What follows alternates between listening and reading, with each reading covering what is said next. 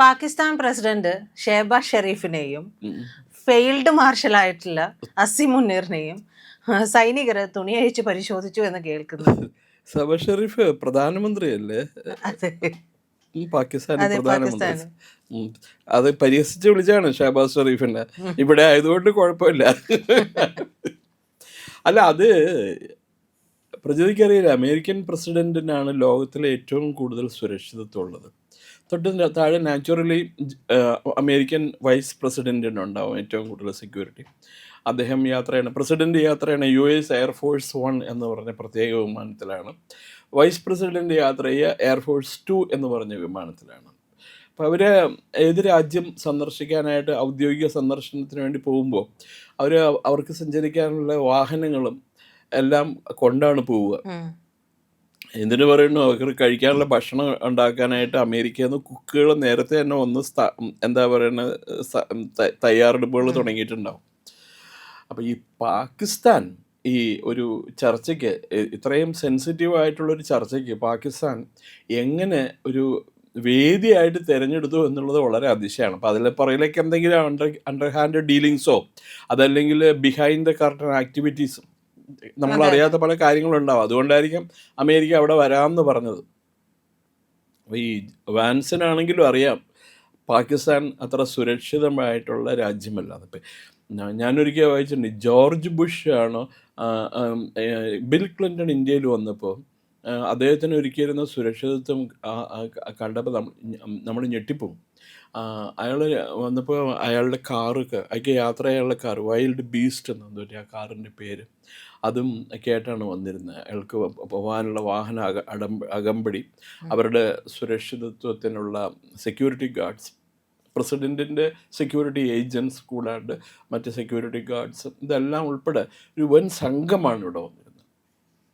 Naturally പാകിസ്ഥാനിലേക്ക് പോകുമ്പോൾ അതിൻ്റെ ഇരട്ടി ഉണ്ടാവും. കാരണം അത്ര നല്ല രാജ്യമാണല്ലോ പാകിസ്ഥാൻ.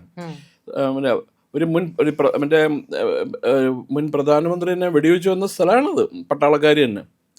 അപ്പോൾ അതിൽ വലിയ അതിശയമൊന്നുമില്ല.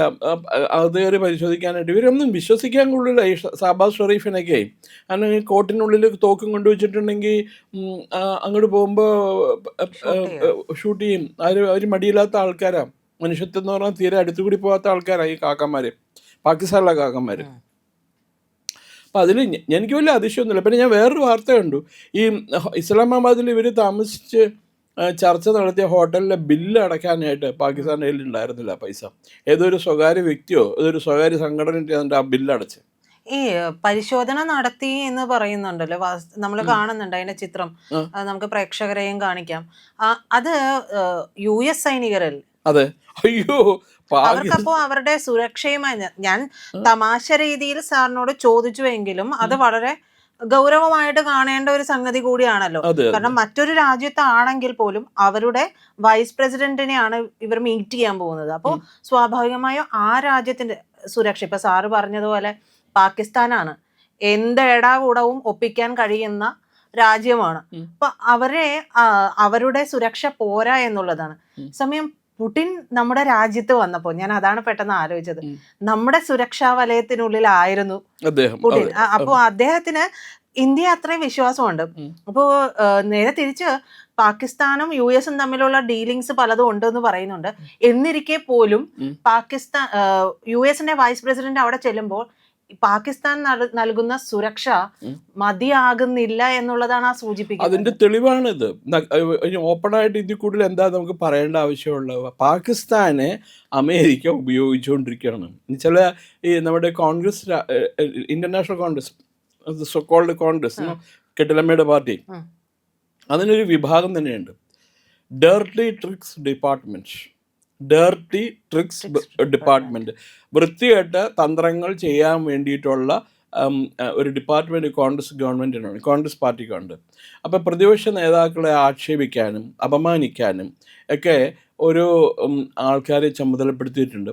ഇപ്പോൾ പവൻ ഖേര എന്നിട്ട് പറഞ്ഞ ഒരാൾ, ആസാം മുഖ്യമന്ത്രി, അദ്ദേഹത്തിൻ്റെ വൈഫിനെയും അവർക്ക് 3 പാസ്പോർട്ട് ഉണ്ട് എന്നൊക്കെ പറഞ്ഞ് ഇപ്പോൾ ആസാം മുഖ്യമന്ത്രി അയക്കെതിരെ കേസ് കൊടുത്തേക്കുക. ഹിമന്ത് ശർമ്മ. അപ്പോൾ അതേപോലെ ഇതൊക്കെ ചിലക്ക് ഇതാണ് മിസ്ഫയർ ചെയ്യും ഇങ്ങനെയുള്ള അലിഗേഷൻസ്. അപ്പോൾ അത് ഇവർ പറയും ഞങ്ങൾ ചെയ്തതാണെന്ന് പറയും. മറ്റേ കെട്ടിലമ്മയുടെ പേര് പറയൂല അവർ ഒരിക്കലേ. ഈ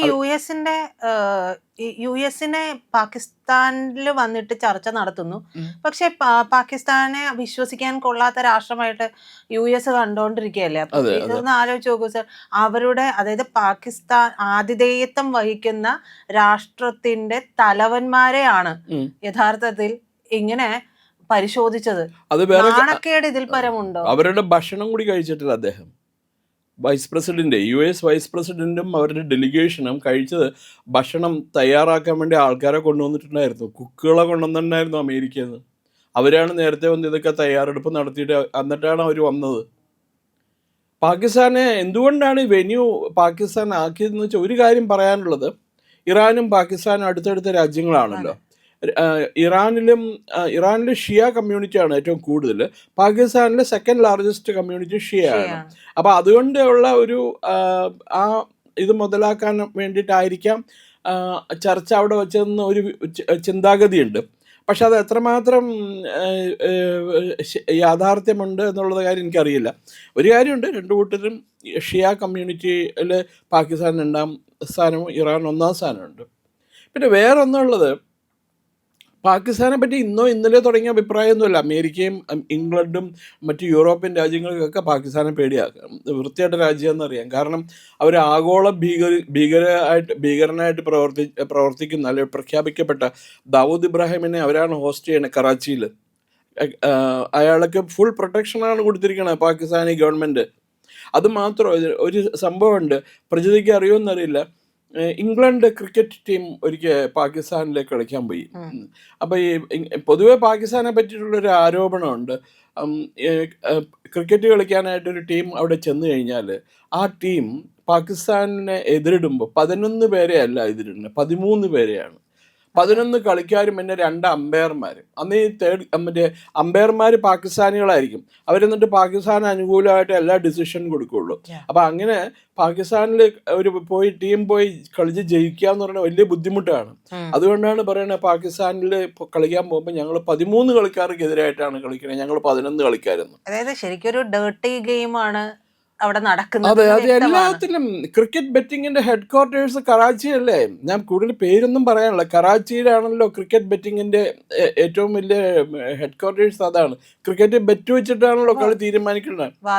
അപ്പൊ അന്ന് ഇംഗ്ലണ്ട് ടീമിന്റെ ഒരു വലിയ കളിക്കാരനുണ്ട്, ഇയാൻ ബോത്തം എന്ന് പറഞ്ഞ ഒരു വലിയ ഓൾറൗണ്ടറാണ്. അക്കാലത്ത് വലിയ ഗ്ലാമർ ബോയൊക്കെയാണ്. അപ്പൊ അയാളോട് പാകിസ്ഥാനിൽ പോയി അവർ തോറ്റു കഴിഞ്ഞ് തിരിച്ചു വന്നപ്പോൾ പത്രക്കാർ ചോദിച്ചു ഇയാൻ ബോത്തമിൻ്റെ അടുത്ത്, എങ്ങനെയുണ്ട് പാകിസ്ഥാൻ, നല്ല രാജ്യമല്ലേ എന്ന് ചോദിച്ചു. പിന്നെ നല്ല രാജ്യമാണ്, അടുത്ത ഞാൻ എൻ്റെ അമ്മായിയമ്മേനെ അവിടേക്ക് പറഞ്ഞു വിടാൻ പോവാ പാകിസ്ഥാനിലേക്ക്. അപ്പോൾ അതിൽ നിന്ന് മനസ്സിലാക്കിക്കോളൂ ആ മനുഷ്യന് പാകിസ്ഥാനോടുള്ള വെറുപ്പ് എന്തുമാത്രം ഉണ്ടെന്ന് മനസ്സിലാക്കിയുള്ളൂ. ഒരു ക്രിസ്ത്യാനിയായ അയാൾക്ക് ഇസ്ലാമിക് രാജ്യമായ പാകിസ്ഥാനോടുള്ള വെറുപ്പാണ് ആ വാക്കുകളിൽ പ്രതിഫലിക്കുന്നത്. കുടിച്ച വെള്ളത്തിൽ വിശ്വസിക്കാൻ കൊള്ളാത്തവർക്ക് ആ പാകിസ്ഥാനികൾ. നമ്മൾ വളരെയധികം പ്രോഗ്രസീവാണ് ഇന്ത്യ. നമ്മൾ പാകിസ്ഥാനോടും കൂടി വളരെ ഓപ്പണായിട്ടാണ് പെരുമാറുന്നത്. അവിടെ നാച്ചുറൽ പ്രകൃതി ദുരന്തങ്ങളൊക്കെ ഉണ്ടായിക്കഴിഞ്ഞപ്പോൾ നരേന്ദ്രമോദി അവർക്ക് എന്തുമാത്രം ഹെൽപ്പാണ് ചെയ്തു കൊടുത്തത്. അതില്ല, അത് പാകിസ്ഥാനികൾക്ക് വച്ചുകെട്ടാണ്. അവർ നമ്മളെ ശത്രുക്കളായിട്ടേ അവർ നമ്മളെ കണക്കാക്കിയിട്ടുള്ളൂ. നമ്മളെ എലിമിനേറ്റ് ചെയ്യുക, നമ്മളെ ഇല്ലാതാക്കുക എന്നുള്ളതാണ് പാകിസ്ഥാനികളുടെ ഉദ്ദേശം.